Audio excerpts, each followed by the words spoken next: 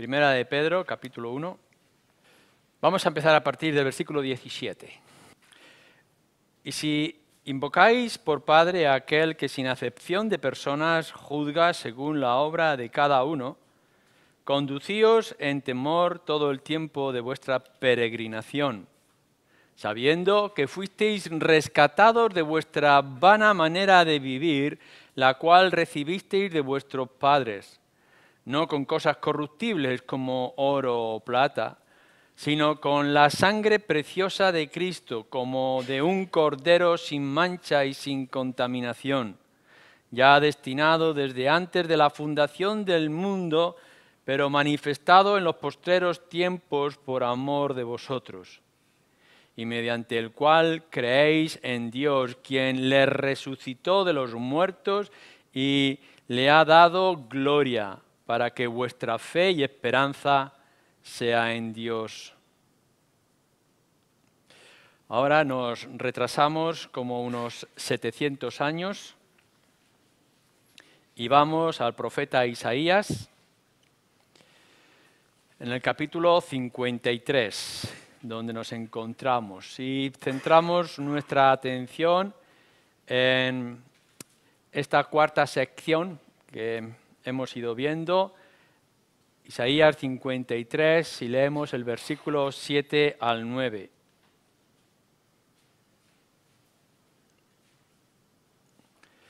Angustiado él y afligido, no abrió su boca.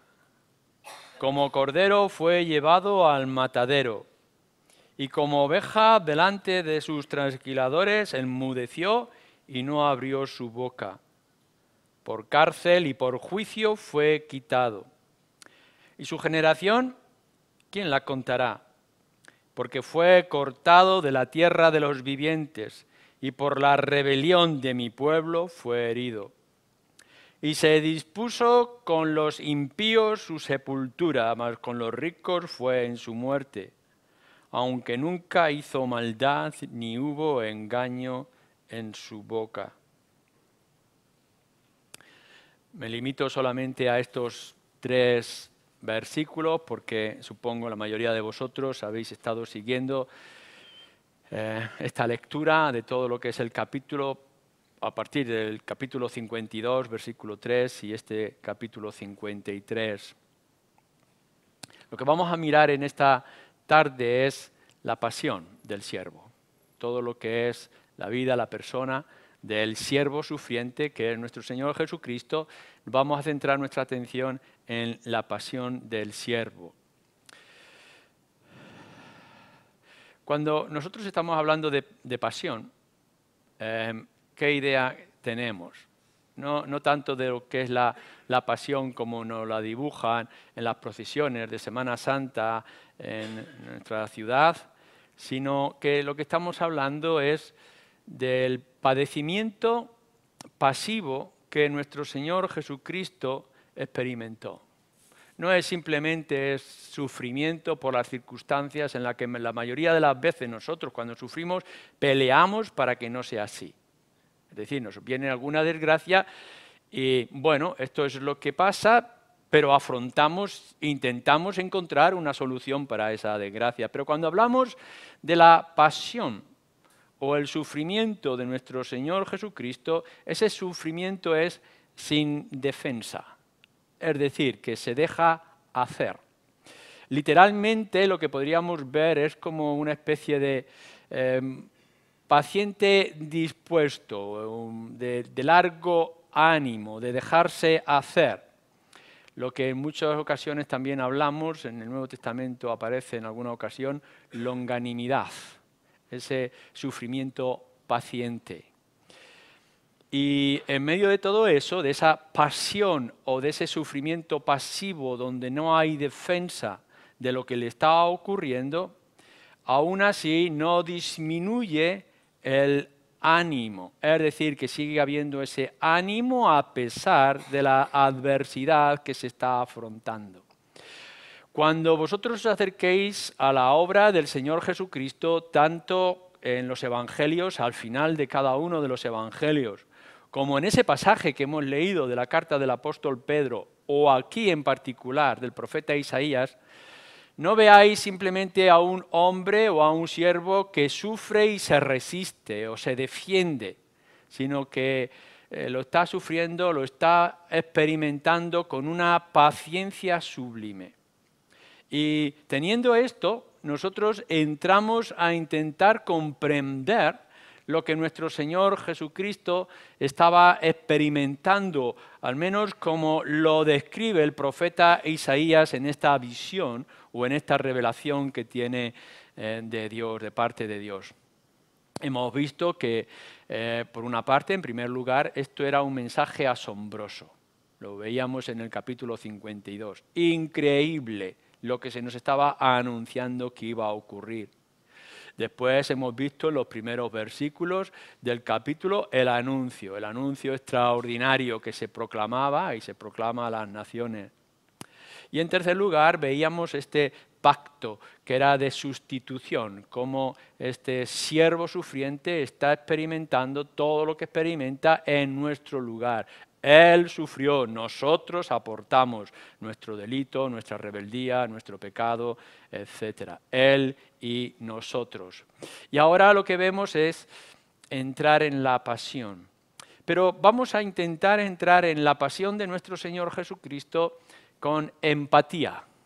Es decir, vamos a intentar ponernos en su lugar. No es que intentemos comprender lo que nuestro Señor Jesucristo estaba experimentando desde la distancia. La simpatía sería qué pena o cómo lo vemos, seguramente está sufriendo mucho, pero la empatía es vamos a intentar ponernos dentro de Él, ponernos en su lugar y entender lo que Él estaba sintiendo. Claro, me vais a decir, y es cierto, que de alguna manera esto es imposible. ¿Cómo vamos a sentir lo que el Señor sentía? Es imposible, primero por su naturaleza, porque Él no es de este mundo. Y segundo, por el grado de pasión o de sufrimiento que Él estaba experimentando. Ninguno de nosotros es capaz de llegar a comprender.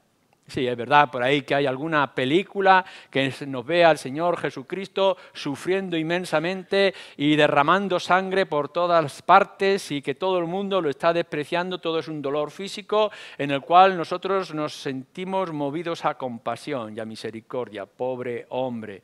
Y podemos llegar y decir quién podrá resistir todo ese dolor, pero es que ese dolor es una mera parte de todo lo que el Señor experimentó en la pasión y que intenta describirse en estas líneas y por supuesto en otros lugares de las Escrituras. No podemos llegar a comprender el nivel de sufrimiento de nuestro Señor Jesucristo, ni podemos ponernos en Él como esa naturaleza divina y humana. Pero si el Señor Jesucristo vino y se adaptó a nosotros, se hizo hombre como nosotros para poder entender nuestro sufrimiento, de alguna manera entonces nosotros podemos hacer viaje inverso y poder entender qué es lo que Cristo estaba experimentando. No es un juego de palabras, sino es la realidad que se nos está presentando cuando estamos hablando del sufrimiento de nuestro Señor Jesucristo. Él no debería de haber experimentado nada, viene y se hace igual a nosotros para que pueda experimentar nuestro dolor, nuestras luchas, etc. Por tanto, ahora nosotros vamos a intentar ver qué es lo que le estaba moviendo o cómo estaba actuando. ¿Qué le llevó a nuestro Señor Jesucristo a experimentar el sufrimiento que experimentó? ¿Qué es lo que le motivó? Y bueno, estos versículos nos dan unos pasos a seguir. Vamos a nuestro texto. Angustiado él y afligido no abrió su boca. ¿Cómo era eso? Bueno, como lo hace un cordero que fue llevado o es llevado al matadero, como oveja delante de sus trasquiladores. Enmudeció y no abrió su boca. No vamos a entrar en detalles del cordero o de la oveja cuando es trasquilada, ¿no? Podemos ver que es uno de los animales más inofensivos que podemos imaginarnos. No es que sea totalmente inofensivo, pero es de los más inofensivos. Y podemos verlo cómo se deja hacer para ser trasquilado e incluso cómo camina a su propia muerte. Y cómo nuestro Señor Jesucristo llega a ser el Cordero de Dios que quita el pecado, esa imagen del Antiguo Testamento, etc. Ahora lo que se nos está diciendo es que podamos ver la angustia y el sufrimiento de nuestro Señor Jesucristo en esta imagen del Cordero. ¿Qué es lo que nuestro Señor Jesucristo estaba experimentando? ¿Cómo era el número, la grandeza de su aflicción? ¿Qué es lo que se lo producía? Bueno, en primer lugar, seguramente lo que estaba viendo. ¿Recordáis al justo Lot, como nos dice en el libro de Hebreos? Que como él miraba Sodoma y Gomorra y sufría por lo que estaba viendo en su generación tan tremenda, o podéis pensar que estaba experimentando quizá Noé como el profeta de Dios cuando se anunciaba la justicia y la ira de Dios sobre toda su generación. O cómo lo podemos ver de propio Salomón, nos lo dice en el libro de Eclesiastés, que mira a su alrededor y ve toda aquella generación de pecado y lo único que repite, o una de las cosas que repite en su libro, es vanidad de vanidades. ¿Qué es lo que estaban experimentando todos ellos? Una visión del desastre, una visión del fruto del pecado y de la terquedad del hombre. Cuando nosotros estamos viendo a nuestro Señor Jesucristo, lo que está experimentando no es el fracaso suyo, sino el fracaso de lo que hay alrededor, de la naturaleza humana, de su pecado. No es lo que Él ha hecho, es decir, he acelerado demasiado el coche, me he dado un golpe y he perdido una pierna, o me he arriesgado demasiado en lo que como y por tanto me ha producido una enfermedad estomacal. No es la consecuencia de beber mucho alcohol y por tanto ahora tengo una cirrosis, una enfermedad. No, lo que nuestro Señor Jesucristo está experimentando, Él como el justo Lot, o más que el justo Lot, es lo que estaba viendo a su alrededor. ¿Cómo es posible que el hombre y el ser humano haya llegado al estado en que ha llegado? Y por tanto, su visión, como era la visión de los profetas cuando anunciaban la palabra de Dios y la justicia de Dios ante la injusticia de los hombres, lo que estamos viendo en nuestro Señor es esta enfermedad espiritual que se extiende por todas partes, este daño que nos hemos degenerado o generado en cada uno de nosotros. ¿Hasta qué punto podemos llegar al colmo de la maldad que un Dios como el nuestro haya tenido que actuar con aquella justicia que actuó cuando estaba Noé en la tierra? Destruir toda una generación.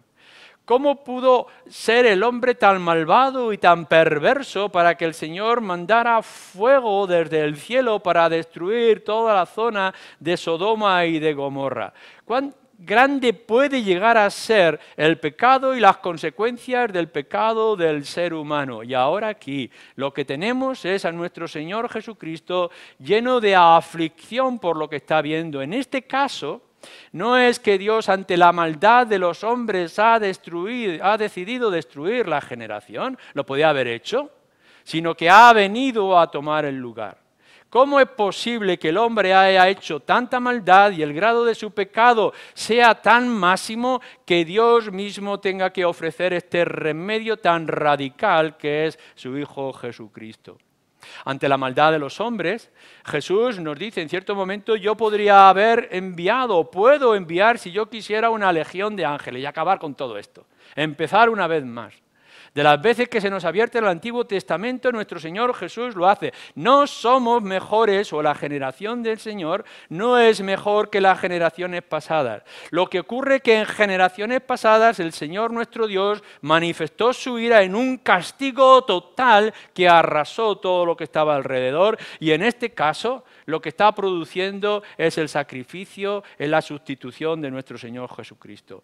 Y esto le produce a Él aflicción, dice, y angustia. Incomprensión para nosotros en todo lo que está ocurriendo aquí. El rechazo total Cristo viniendo como el remedio y la manera en que responden. El grado de pecado y el grado de injusticia ante Él y ante todo lo que nuestro Padre ha anunciado y prometido. Pero la aflicción y la angustia de nuestro Señor Jesucristo, por supuesto, no es únicamente por lo que está viendo, por lo que puede observar, ni siquiera es por lo que le infringen. Nuestro Señor estaba experimentando un dolor y lo describe aquí en el maltrato, en la prisión, etcétera, tanto físico como espiritual y emocional. Y todo eso sin Él ser culpable. Estar en un juicio y sabiendo que te puedes defender y no defenderte. Estar ante unos acusadores que sabemos que están mintiendo y Él que los podría haber hecho callar. Ante una violencia tan injusta y tan salvaje que Él podría haber apagado con un solo gesto de su palabra. Y lo que estamos viendo es que nuestro Señor está experimentando un dolor de una manera pasiva. Es decir, no está actuando en contra. Y para sorpresa nuestra, ante todos sus acusadores y aquellos que lo maltrataban, tanto judíos como gentiles o el ejército romano, lo que nuestro Señor Jesús pronuncia en la cruz es: Padre, perdónalos porque no saben lo que hacen. En lugar de decir, castiga esta maldad, frena toda esta injusticia, lo que está diciendo es: perdónalos porque no saben lo que hacen. Es una señal clara de que nuestro Señor está experimentando dolor y está experimentando angustia, pero no está haciendo nada para frenarlo, sino que al contrario, Él se ofrece de una manera completa y voluntaria en todo esto. Pero vamos un poco más allá, porque no es solamente lo que nuestro Señor Jesús observaba a su alrededor de la maldad y el pecado de los hombres, no es únicamente lo que estaba experimentando de una manera física, emocional o espiritual sobre sí mismo sin tener culpa, sino por lo que Él experimentó incluso más dentro de sí mismo en su interior. Voy a intentar explicarlo de esta manera. Suponer que hay uno de los olores más desagradables o más horribles que vosotros podéis imaginar. Incluso de aquellos olores que ni vosotros mismos podríais producir en suciedad o en la inmundicia y que os puede llegar a producir vómito. Seguramente ninguno de nosotros hemos entrado dentro de los canales de desagüe de agua sucia que se encuentra en nuestra ciudad.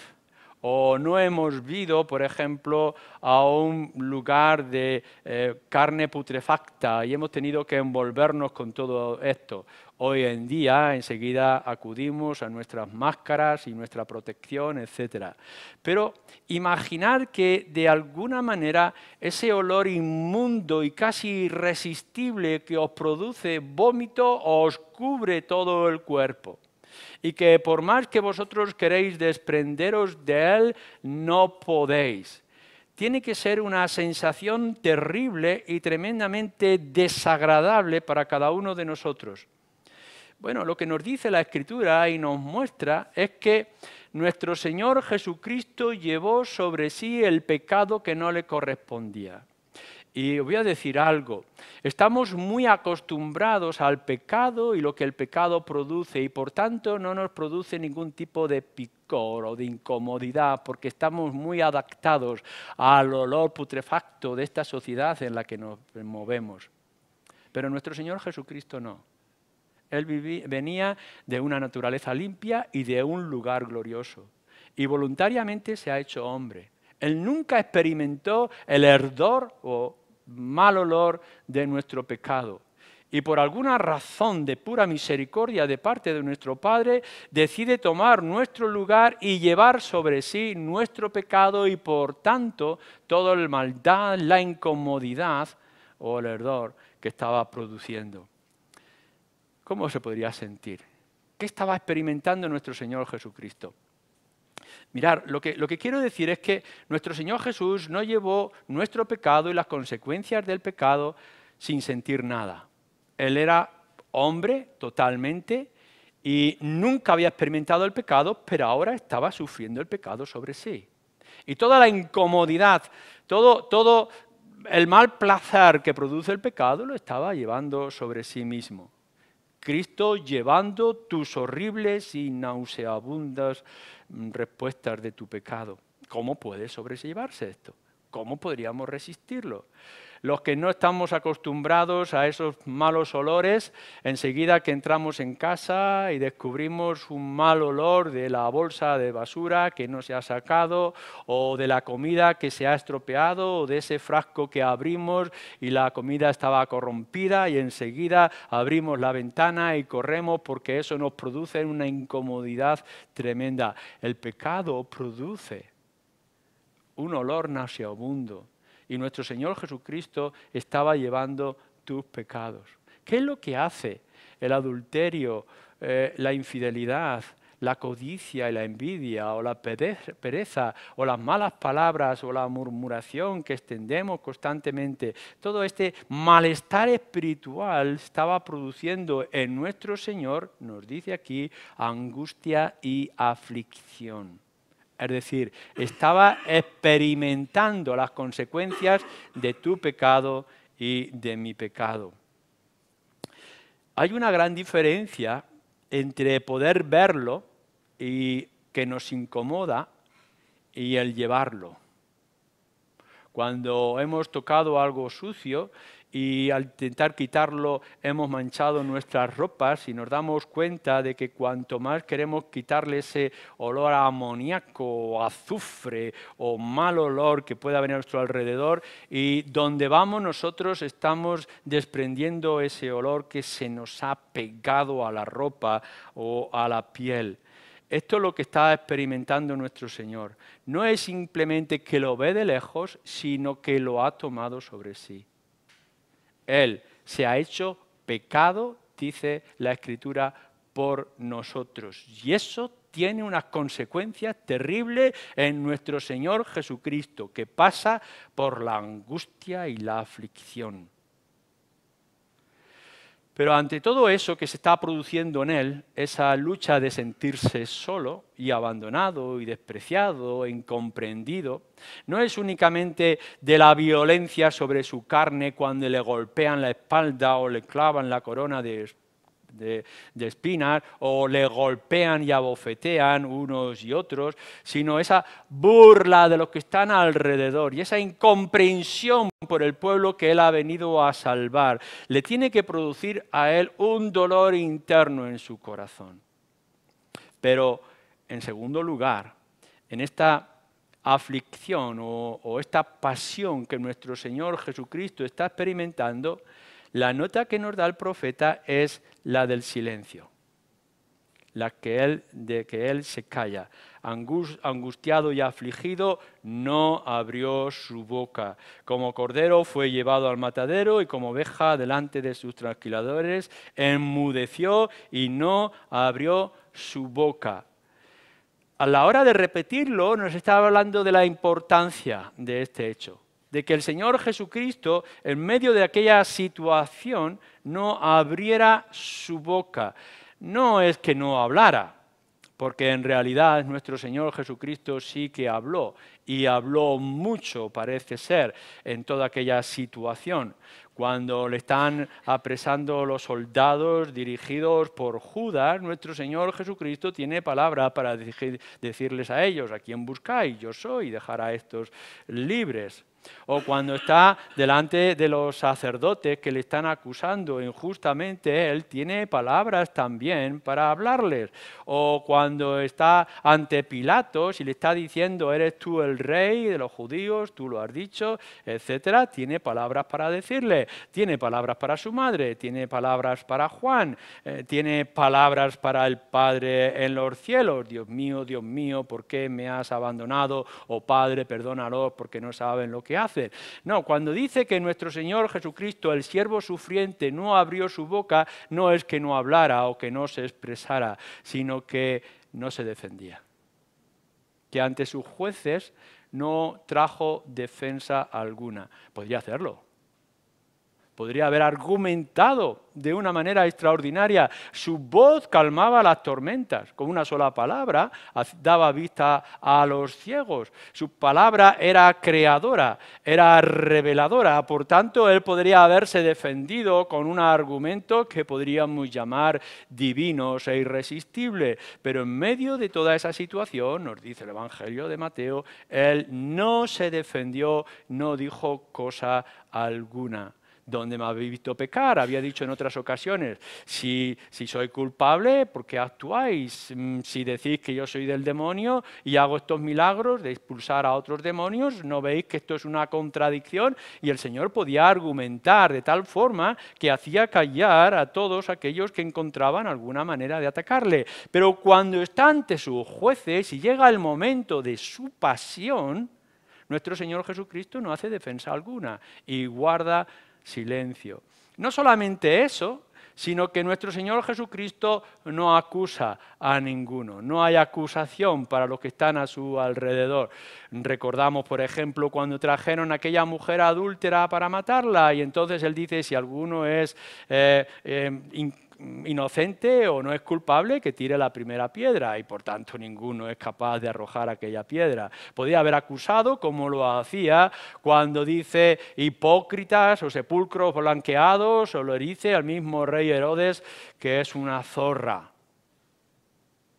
Nuestro Señor tenía un carácter firme y tenía una voz potente y podría haber encontrado, porque conocía el corazón de cada uno, todos los pecados de aquellos que estaban delante de él y acusarles con su dedo de justicia y dejar en silencio a todos aquellos que le estaban juzgando. Pero recordar, nosotros estamos viendo la pasión, es decir, el sufrimiento pasivo, voluntario de nuestro Señor Jesucristo, y por tanto no entra en lugar alguno que él pueda defenderse buscando todo lo justo y santo que él es, ni busca ningún tipo de acusación contra aquellos que le están acusando.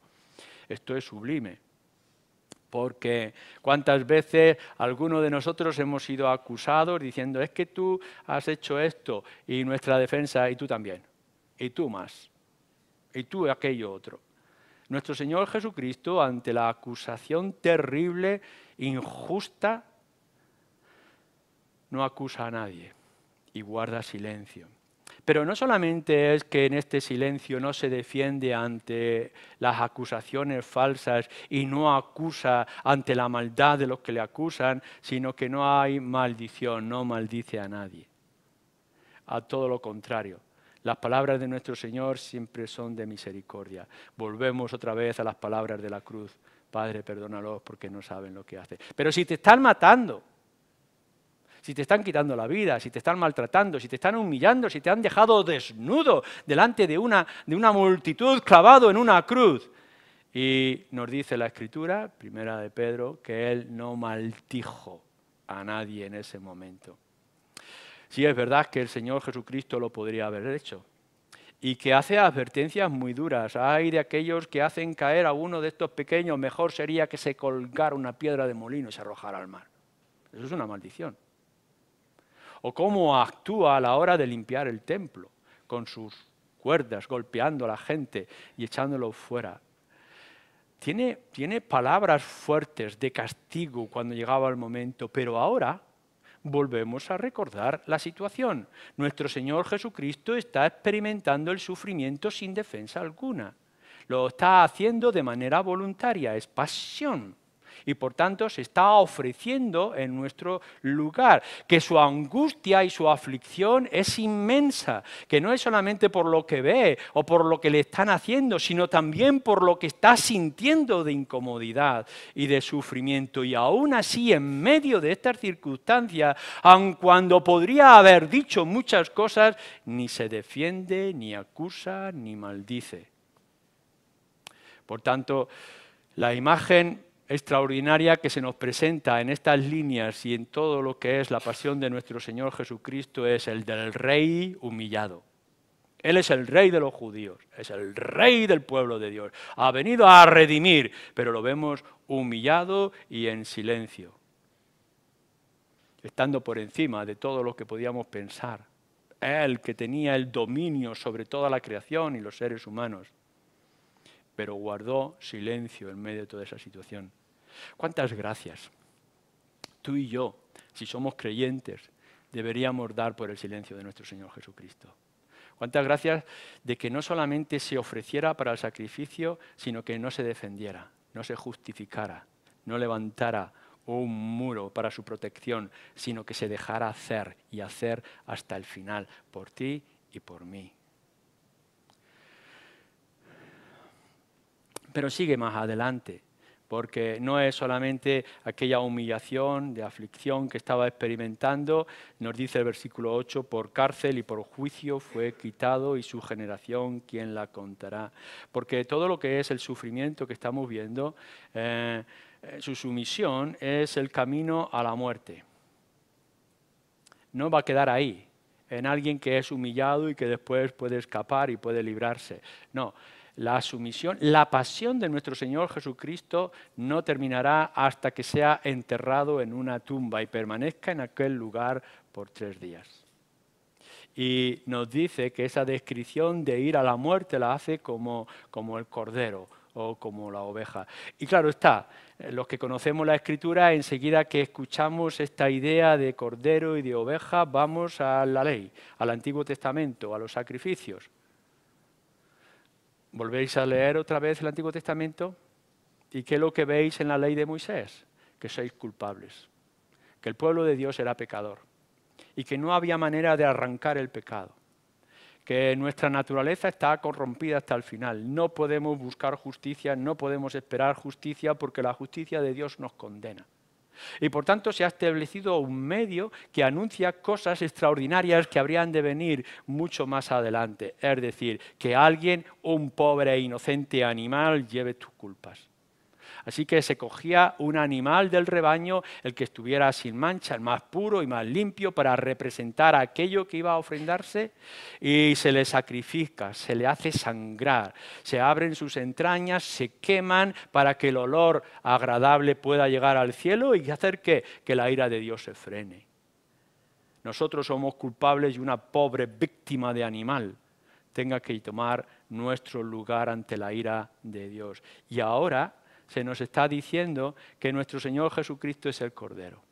Que no simplemente es que va a experimentar el maltrato de las circunstancias por representarnos, sino que va a ir hasta el final y va a ir hasta una muerte. Y la muerte del sacrificio ante el altar o ante la justicia y la ira de Dios. Por eso cuando leéis en Juan 1, 29 y en otros lugares, Él es el Cordero que quita el pecado que nosotros llevábamos, quita la culpa y la condenación que nosotros merecíamos. Sumiso, pero no sumiso por ignorancia. El pobre animal es llevado sin saber lo que está ocurriendo. Es como Abraham llevando a Isaac, que Isaac no sabe lo que va a ocurrir en un principio. ¿Dónde está el animal que vamos a sacrificar? Sin saber que él es el que va a ser levantado para ser sacrificado. Menos mal que el ángel de Dios detiene el puñal que va a ser clavado sobre la víctima. Pero nuestro Señor Jesucristo no va en inocencia, no va en descuido, no va en ignorancia. Él sabe dónde está caminando. Esto es lo que nos está hablando la pasión de nuestro Señor Jesucristo, este sufrir sin defensa, este entregarse al altar, este dejarse llevar, no por ignorancia, sino por una plena y total voluntad, como el Cordero de Dios. Está dejándose llevar al lugar para lo cual ha venido, porque yo para esto he venido, dice nuestro Señor Jesucristo, para entrar en Jerusalén y ser maltratado y acusado y sacrificado, colgado en una cruz. Es todo lo contrario. Nuestro Señor Jesucristo está experimentando el dolor porque sabe lo que está pasando. Lo está haciendo con todo y total pleno conocimiento.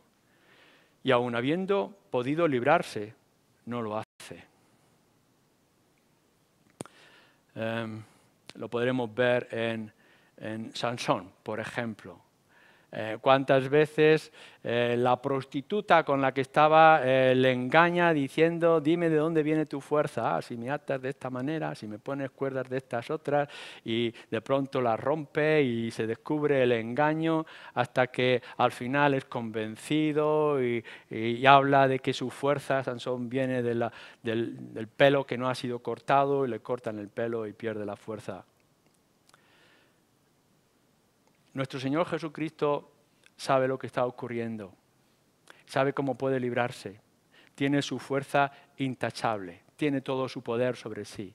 No ha despreciado, sigue siendo Dios aun cuando esté hecho hombre. Tiene el poder para dominar la creación, tiene el poder para dominar el imperio romano, tiene capacidad para hacer que el imperio romano cayera, como cayeron los imperios de la antigüedad, pero no lo hace. Él sigue teniendo su misma fuerza, no lo ha perdido, no lo han engañado, no le han quitado el pelo como le quitaron a Sansón, sigue siendo el mismo. Y cuando estaba en la cruz, no solamente cuando estaba experimentando la pasión, sino cuando llegó hasta el final y estaba en la cruz, Él tenía todo su poder y no lo ejerció. Y esto es lo extraordinario, que Él era quien era desde el principio hasta el final y no abrió su boca y no trajo defensa alguna. ¿Qué es lo que ocurre en el versículo 8 también del arresto y del juicio y de su muerte? Nos aclara aquí que es por la rebelión de otros. El profeta o el sacerdote Caifás ya había hecho una profecía cuando ha dicho es necesario que este hombre muera por el pueblo. Vamos a librarnos, él estaba hablando de una liberación política de los romanos, vamos a hacer que este hombre muera y así nosotros seremos librados. Y estaba hablando de algo que es real. Nuestro Señor Jesucristo estaba tomando el lugar de todo el pueblo por causa de nuestras rebeldías. Era necesario que Cristo, nuestro Señor, muriera. Era su rebelión y era su inocencia. Todo lo que es el juicio, en todo esto es una parodia. Es una falsedad, es un engaño de juicio. No sirve para nada. No hay nada de qué acusarle. Todos los testigos son falsos. La maldad de todos ellos se está manifestando en aquel momento en particular. Y aún así, lo más terrible es que no hay defensa ni de él ni de parte de Dios. Porque la acusación de la que nos está hablando aquí estos versículos, de que se le acusa, no solamente es la acusación de esos falsos testigos y de esos falsos jueces, sino la acusación del propio Padre. Porque lo que está diciendo es, si tú has decidido, por voluntad divina, si tú has decidido llevar el pecado de ellos, tienes que sufrir las consecuencias de llevar el pecado. Hecho pecado por nosotros, nos dice también la Escritura. Y por tanto, llega el momento, llega el clímax de toda la pasión de nuestro Señor Jesucristo, no solamente cuando los hombres que le están juzgando le quieren ver culpable, sino cuando de una manera real, aun cuando espiritual, el Padre le ve culpable. ¿Cómo puede llegar a hacerse esto? ¿Qué es lo que se nos está revelando? Claro está que el profeta Isaías no puede llegar a comprenderlo y que aún nosotros, después de entender las cartas de Pablo y de leer los evangelios, aún nos cuesta comprender. Pero esto es lo que está ocurriendo en la pasión de nuestro Señor Jesucristo. No solamente es que le estén acusando de manera injusta, que lo están haciendo, sino que a la misma vez la acusación es divina. Por eso es que tenemos que hacer tanto énfasis en que incluso el Padre tiene que dejar al Hijo en aquella situación por causa del pecado que Él está llevando sobre sí. Me hueles mal por el pecado de estos. Has llevado sobre ti toda la maldad del ser humano o de mi pueblo. Y por tanto tienes que sufrir las consecuencias que si no ellos tendrían que haber experimentado y sufrido. Así que la pasión de nuestro Señor Jesucristo está al punto de sentirse asolado y afligido en gran manera por parte del Padre mismo. Y entonces, en tercer y último lugar, llega el momento de ser sepultado.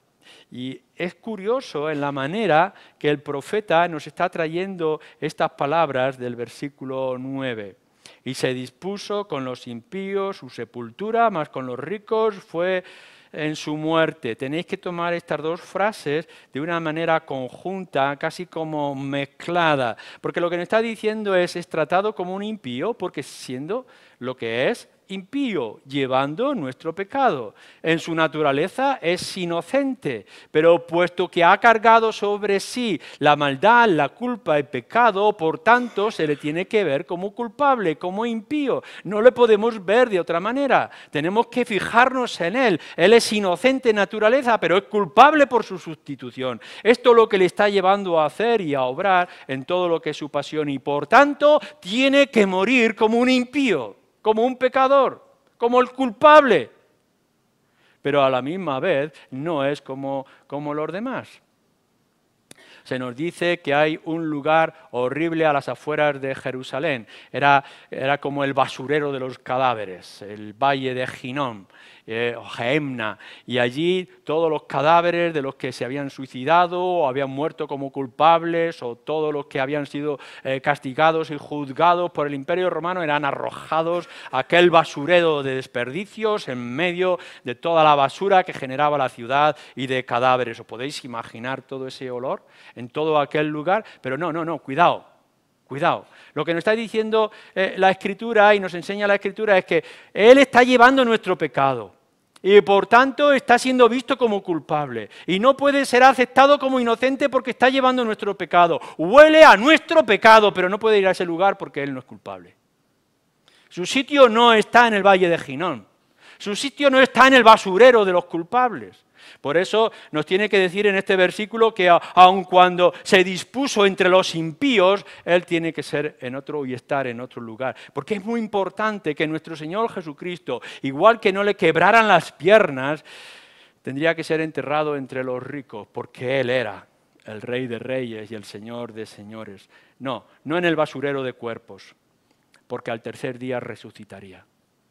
Así que no es que este hombre lo sufriera hasta el final y que fuera un desperdicio de ser humano como podríamos haber sido nosotros y terminar, como nos dice, los culpables sin haber encontrado el sustituto de nuestro Señor Jesucristo. Hay un Gehenna para nosotros, hay un lugar para los muertos, hay un infierno, hay un basurero para los culpables, pero no hay lugar para nosotros. Cristo no estuvo en ese lugar, nosotros no estaremos en ese lugar porque Cristo nos libró.